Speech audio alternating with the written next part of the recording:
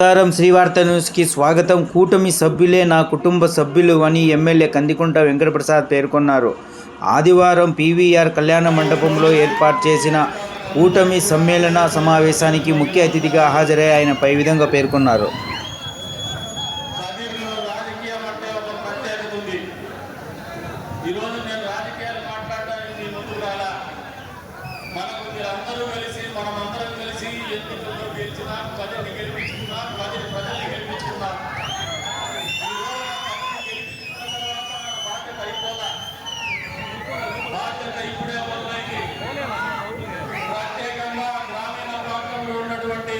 Telugu Desam party కార్యకర్తలకు అదే రకంగా పట్టణంలో ఉన్నటువంటి వివిధ వార్డులకు చెందినటువంటి కార్యకర్తలకు ఒకటి విన్నపం చేయబోతున్నాను. ఈ వేదిక మీద నుంచి అధికారం వచ్చింది.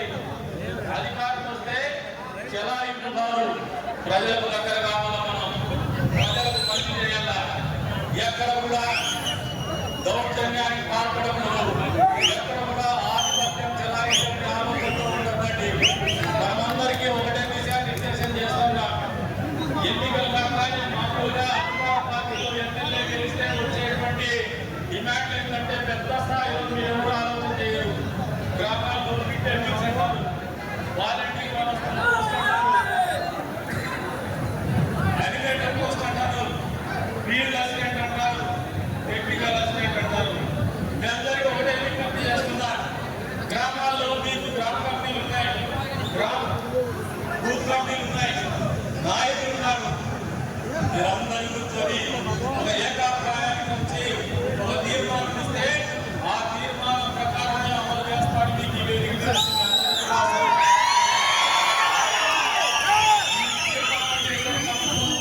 ఎక్కడైనా విద్యార్థులను పాటిస్తూ మనకు 1-2 చోట్ల కూడా మనం బీజేపీ జనసేన పార్టీలకు ఏదైనా మంచి జరుగుతుంది, లేదు మన ముందుకు ఏదైనా ప్రతిపాదన చేస్తే మనస్ఫూర్తిగా దాన్ని ఆహ్వానిస్తున్నట్టు ఖచ్చితంగా వాళ్ళ గౌరవాన్ని వాళ్ళకు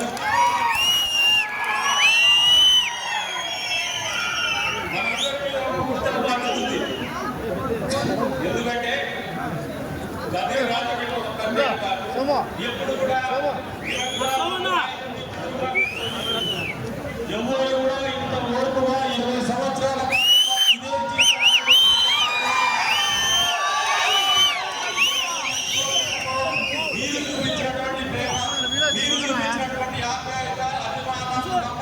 నిలబెట్టింది. 20 సంవత్సరాల పాటు కొంచెం డౌన్ చేస్తాం.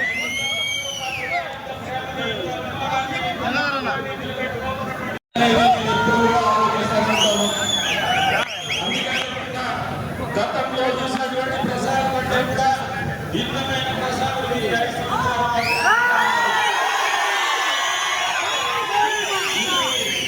మీకున్నటువంటి అదృష్టం ఏమంటే, మామూలుగా ఈ నియోజకవర్గంలో 5 సంవత్సరాలకు కొత్త నాయకులు వస్తే ఎవరు పనిచేస్తారో తెలియదు, ఎవరు పార్టీకి నిజాయితీగా ఉన్నారో తెలియదు, ఎవరు పార్టీకి నిబద్ధతతో ఉన్నారో తెలియదు. కానీ నాకు అది పేరు నాకు తెలుసు కాబట్టి మీ అందరూ కూడా నాకు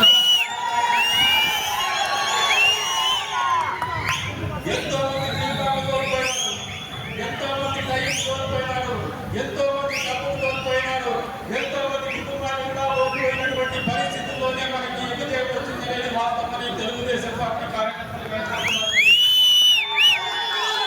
ఇంత విలువైనటువంటి విజయాన్ని, అవకాశాన్ని అనవసరంగా కాలయాపన చేయడం కానీ, లేదంటే కట్టపూర్తమైనటువంటి చర్యలతో కానీ అభాసకాలు చేయరని చెప్పేసి కూడా మీ వేదిక మీద నుంచి హామీ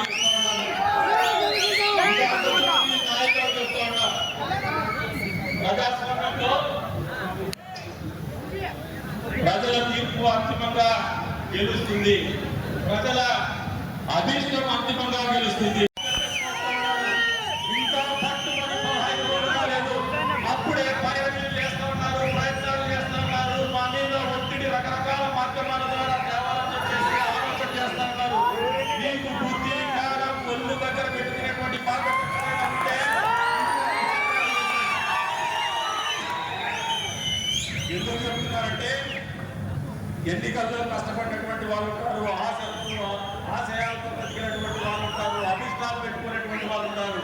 వారందరి అభిష్టం మేము తీర్చాల్సినటువంటి బాధ్యత నాయకుడిగా మా మీద కూడా మీరు గౌరవించమని చెప్పేసి కోరుతా ఉన్నారు. కొంతమంది ట్రాన్స్ఫర్ కోసం ప్రతిపక్షంలో ఎలక్షన్లు చేసి ప్రతిపక్ష పార్టీలో సభ్యులుగా ఉండి ఎన్నికలు రాగానే వాళ్ళ నాయకులు కూడా మోసం చేసి మళ్ళీ మా దగ్గర పైరవీల కోసం వస్తాడని మీకు అందరూ ఓటే చెప్తున్నా. భారతదేశంలో రాని కానీ ఈ పనులంటూ మేము చేయమని చెప్పేసి మీకు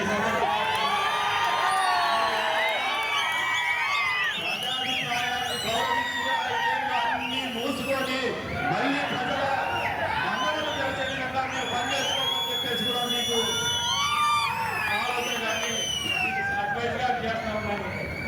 అంతేగాని సమర్థవంతమైనటువంటి నాయకులు ఉన్న చోట సమిష్టిగా మా వారి ఆలోచనలకు మా వారి అభిష్టాలకు భిన్నంగా ఏది జరగదని మీకు వేదిక మీద నుంచి తెలియజేస్తాను.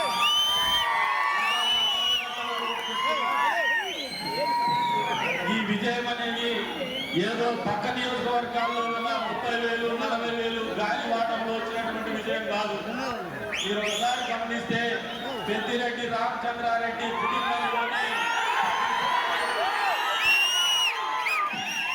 10 సార్లు పదే ఒక మండల పార్టీ కార్యకర్త కంటే అధ్వానంగా ఒక రాష్ట్ర మంత్రి, ఒక జిల్లా ఇన్ఛార్జ్ మంత్రి గ్రామ